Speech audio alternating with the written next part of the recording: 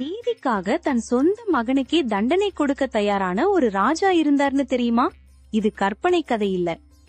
நீதியின் அடையாளமா போற்றப்படுற மனுநீதி சோழன் பத்தி தான்.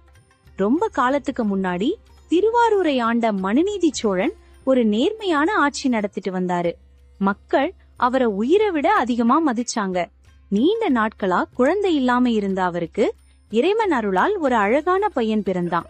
அவனுக்கு வீதி விடங்கன்னு பெயர் வைத்தாங்க. அவன் வளர்ந்து வில்வித்தை, குதிரை ஏற்றம், தேர் ஓட்டுறது, ஆயுத பயிற்சி எல்லாத்துலயும் சிறந்தவனாக மாறினான்.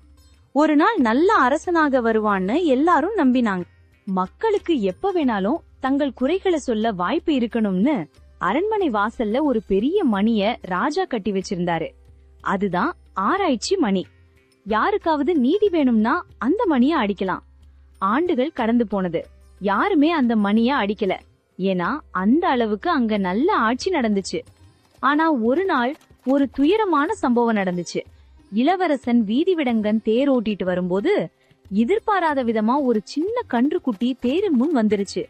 அது அந்த விபத்தில் உயிரிழந்தது. அந்த பசுமாடு தன் கன்றை இழந்து துயரத்தில் கதறிச்சு. நேரா அரண்மனைக்கு போய் ஆராய்ச்சி மணிய அடிச்சுது. Tongue tongue. அந்த சத்தம் கேட்டதும் ராஜா உடனே வெளியே வராரு. மணி அடிச்சது ஒரு மாடன் தெரிஞ்சதும் ராஜா அதிர்ச்சி அடைகிறார். மாட்டை பின்தொடர்ந்து சம்பவ இடத்துக்கு போறார். அங்கே உண்மை தெரிஞ்சது. தவறு நடந்தது தன் சொந்த மகனால். ஒரு நிமிஷம் அவர் தந்தை, அடுத்த நிமிஷம் அவர் ராஜா. நீதிக்கு முன்னாடி எல்லாரும் சமம்னு அவர் முடிவு செய்றார். ஒரு உயிருக்கு ஒரு உயிர்தான் தண்டனைன்னு அறிவிக்கிறார். அவரே தேரை ஏறி அந்த தீர்ப்பை நிறைவேற்ற தயாராகிறார். அந்த நேரத்துலதான் அங்கே ஒரு அதிசயம் நடக்குது. சிவபெருமான் காட்சி தந்து, இது உன் நீதியை சோதிக்க நடந்த ஒரு தேவ சோதனைன்னு சொல்றார். அந்த கன்றுக்குட்டியும் இளவரசனும் உயிருடன் காட்சி அளிக்கிறாங்க. ராஜாவோட நேர்மைய பார்த்து தேவர்களே மகிழ்கிறாங்க. தன் சொந்த மகன் என்றாலும் நீதியை விட்டு கொடுக்காத மனுநீதி சோழன் இன்று வரை தமிழர்களோட பெருமையாக இருக்கிறார். இந்த கதையில இருந்து நாம கற்றுக்கொள்ள வேண்டியது ஒண்ணுதான். உண்மையான பெரியவர் தவறை மறைக்க மாட்டார், சரியானதை செய்வார்.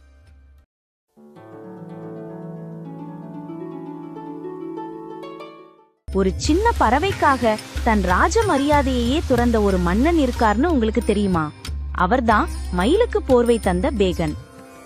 பழனி மலைப்பகுதி அந்த காலத்துல பொதினி மலைன்னு அழைக்கப்பட்ட அழகான நிலம். அதை ஆட்சி செய்தவர் வையாவி கோப்பெரும் பேகன். சங்ககால புலவர்கள், குறிப்பா பரணர், அவரோட கொடைத்தன்மையை பற்றி பெருமையா பாடியிருக்காங்க. இவர் ஒரு விஷயம் மட்டும்தான் நம்புவார். தேவை இருக்கா இல்லையான்னு கூட யோசிக்க மாட்டார். என் மனசு சொல்றதுதான் தர்மம்னு வாழ்ந்த மன்னன். ஒரு நாள் காடு வழியா நடந்து போயிட்டு இருந்தார் பேகன். திடீர்னு வானமே கருப்பா மாறி மழை கொட்டி தீருது. அந்த மழையில ஒரு மயில் தன் தோகையை விரிச்சு ஆடிக்கிட்டு இருந்தது. அது சந்தோஷத்தால ஆடுதா இல்ல குளிருல நடுங்குதான்னு பேகனுக்கு தெரியல. ஆனா அந்த மழை நனைந்த மயில பார்த்தப்போ அவரோட மனசு உருகிச்சு. ராஜா தன்னோட தங்க ஜரிகை போட்ட பட்டு போர்வைய ஒரு நிமிஷம் கூட யோசிக்காம அந்த மயில் மேல் அன்போட போர்த்தினார். ஒரு சாதாரண பறவைக்காக தன்னோட ராஜ ஆடம்பரத்தையே துறந்தார். அதுக்கு பிறகு அமைதியா நனைந்த உடையோட அரண்மனைக்கு திரும்பினார். அந்த நாளிலிருந்து வரலாறு அவரை மயிலுக்கு போர்வை தந்த பேகன்னு நினைவு கூறுது. ஒரு வாயில்லா ஜீவன் மேல இவ்வளவு அன்பு, அதுதான் உண்மையான வள்ளல் தன்மை.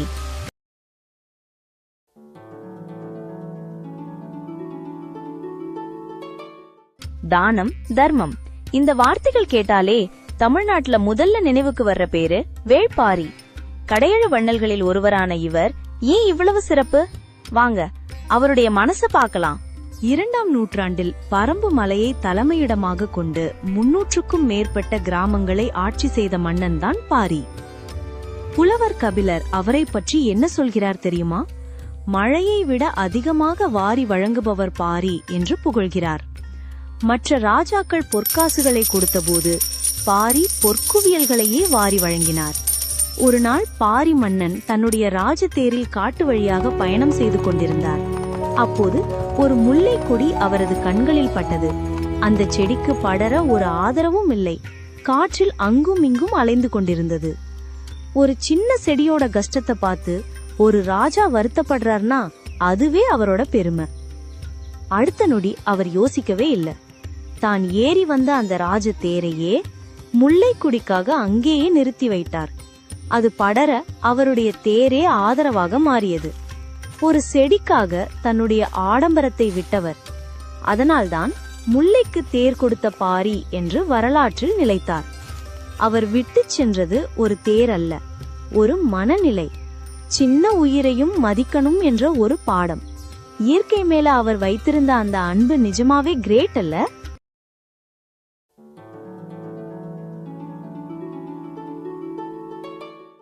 தனக்கு கிடைச்ச நீண்ட ஆயுள தான் வெச்சுக்காம தமிழுக்காக தியாகம் செய்த ஒரு மன்னன் இருந்தார்னு தெரியுமா?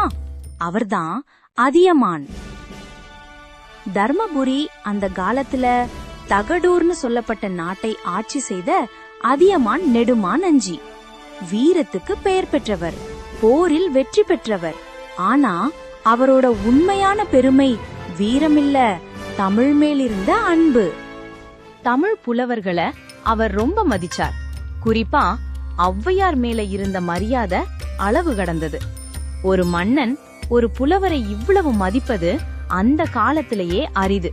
ஒரு நாள் அவருக்கு ஒரு அபூர்வமான கருநெல்லிக்கனி கிடைக்குது. அது சாதாரண பழம் இல்ல, அதை யார் சாப்பிட்டாலும் நீண்ட ஆயுள் கிடைக்கும்னு நம்பப்பட்ட கனி. ஒரு ராஜாவுக்கு இப்படிப்பட்ட வரம் கிடைச்சா அவர் என்ன பண்ணுவார்? தானே சாப்பிடுவார்.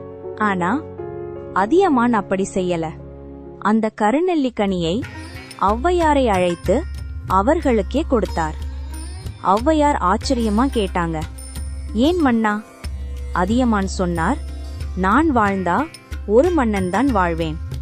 ஆனா நீங்க வாழ்ந்தா தமிழ் பல நூறு ஆண்டுகள் வாழும்.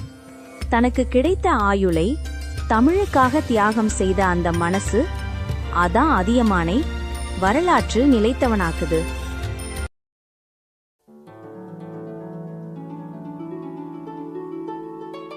தன்னோட உசிரையே ஒரு சின்ன பறவைக்காக கொடுக்க துணிஞ்ச ஒரு மாபெரும் ராஜாவை பத்தி பார்க்க போறோம். அபயம்னு கேட்டு வந்த ஒரு உயிரை காப்பாத்த தராசு தட்டுல ஏறி நின்ன மன்னர். அவர்தான் சிபி சக்கரவர்த்தி. வாங்க அவர் கதையை கேட்கலாம். ஒரு நாள் அரசவையில கம்பீரமா அரியணையில உட்கார்ந்திருந்தார் சிபி. அப்போ திடீர்னு ஒரு சின்ன புறா பயந்துகிட்டு பறந்து வந்து அவரோட மடியில தஞ்சம் புகுது. அந்த சின்ன உயிரோட இதயம் பயத்துல துடிக்குது. அதுக்கு பின்னாடியே ஒரு பெரிய பருந்து அதை துரத்திட்டு வருது. அது என் உணவு, அதை எனக்கு கொடுத்துடுமான்னு அந்த பருந்து சொல்றது. அரசவையில அமைதி. அப்போ சிபி மன்னர் அமைதியா சொல்றார், என்ன நம்பி வந்த உயிரை நான் ஒருபோதும் விட மாட்டேன். அப்போ பருந்து கேக்குது, எனக்கும் பசி இருக்கு, என்ன செய்ய போறீங்க? ஒரு நிமிஷம் கூட யோசிக்காம சிபி மன்னர் ஒரு தராச கொண்டு வர சொல்றார். இந்த புறாவோட எடைக்கு சமமா ஏன் உடம்புல இருந்து கொடுக்கறேன்னு சொல்றார். தராச வைக்கப்படுகிறது. ஆனா எவ்வளவு வைத்தாலும் தராச சமமா வரல. அரசவையில பதட்டம்.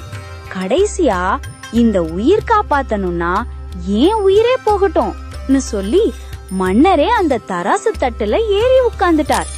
அந்த நிமிஷம் தராசு சமமா நின்றது.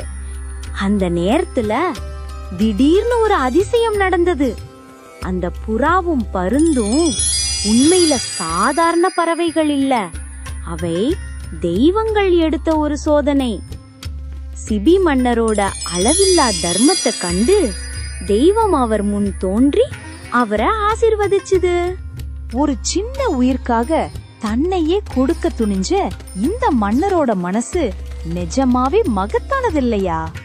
இந்த வீடியோ உங்களுக்கு பிடிச்சிருந்தா லைக் பண்ணுங்க, உங்க ஃப்ரெண்ட்ஸுக்கு ஷேர் பண்ணுங்க.